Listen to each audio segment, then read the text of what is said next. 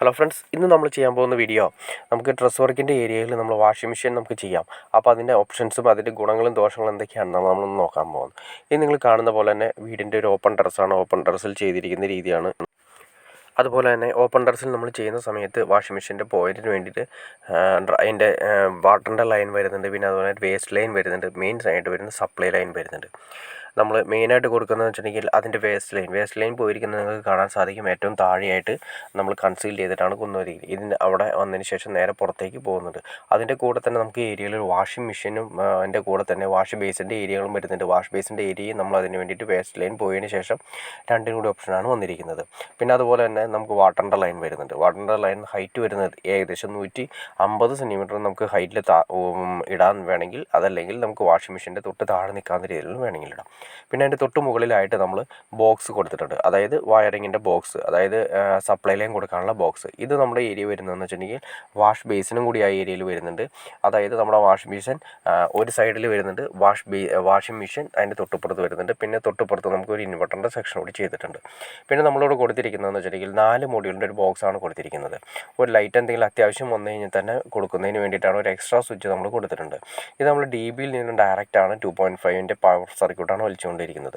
അത് തന്നെ വന്നിരിക്കുന്നത് പച്ച, നീല, ബ്ലാക്ക്, പിന്നെ റെഡ്. ഇത് മെയിനായിട്ട് വന്നിരിക്കുന്ന സർക്യൂട്ട് എന്ന് വെച്ചിട്ടുണ്ടെങ്കിൽ ആ ബ്ലാക്ക് രണ്ടും വേറെ 2 ലൈറ്റുകളുടെ എക്സ്ട്രാ ന്യൂട്രാണ്. അത് നമ്മൾ ഈ ന്യൂട്രായിട്ട് ലിങ്ക് ചെയ്യാൻ വേണ്ടി കൊടുത്തിരിക്കുന്നതാണ്.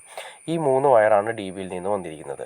Face, neutral, earth. അതായത് എർത്ത് പച്ച 1.5, ഫേസ് റെഡ് 2.5, നീല 2.5, ബ്ലാക്ക് ന്യൂട്രായിട്ടാണ് കൊടുത്തിരിക്കുന്നത്.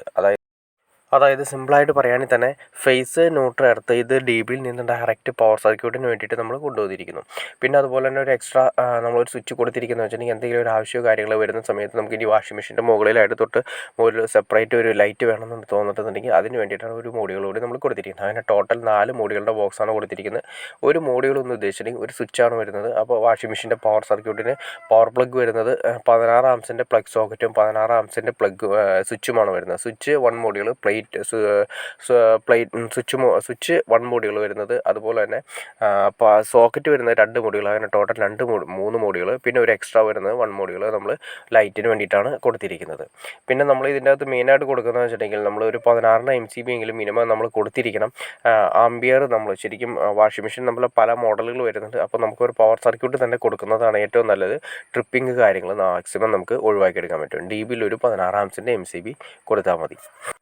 പിന്നെ അത് മാത്രമല്ല, നമ്മൾ ഓപ്പൺ ടെറസിൽ നമ്മൾ വാഷിംഗ് മെഷീൻ ചെയ്യുകയാണെങ്കിൽ വാഷിംഗ് മെഷീൻ നമ്മളെല്ലാം കാര്യങ്ങളെല്ലാം ചെയ്തതിന് ശേഷം ഈ ഓപ്പൺ ടെറസിലേക്ക് നമുക്ക് തുണികളൊക്കെ എടുത്തിട്ട് വളരെ സിമ്പിളായിട്ട് തന്നെ കൈകാര്യം ചെയ്യാൻ സാധിക്കും. താഴെയാണെങ്കിൽ നമ്മൾ ഈ പറഞ്ഞ രീതിയിൽ താഴെ നിന്നും ഡ്രസ്സ് കാര്യങ്ങളെല്ലാം മുകളിലേക്ക് കൊണ്ടുവരേണ്ട അവസ്ഥയുണ്ടാകും.